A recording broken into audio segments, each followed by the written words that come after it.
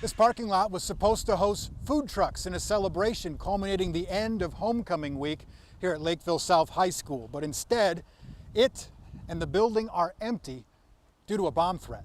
Earlier today, a bomb threat came to us at Lakeville South High School. Lakeville School District Superintendent Michael Baumann says the threat came in an email overnight addressed to 4 Lakeville South High School deans. It was insinuating other school facilities, and as we parsed through that, we determined that there were middle and elementary schools that were implicated, and so we wanted to take maximum caution.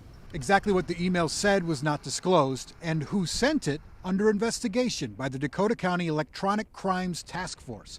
Baumann deemed it serious enough to close every building in the school district this morning. Within 90 minutes, we had a decent number of canines here to start that process. Police from Minneapolis, St. Paul, the ATF, and FBI came to help. But after an exhaustive search of this particular school and the school buildings that were under the threat, we've determined that there was no credible threat to this bomb threat. All classes district-wide were held as distance learning today, and all school activities were canceled tonight.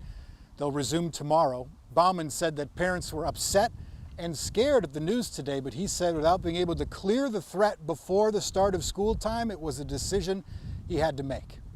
In Lakeville, Chris Arabsky, KARE 11 News.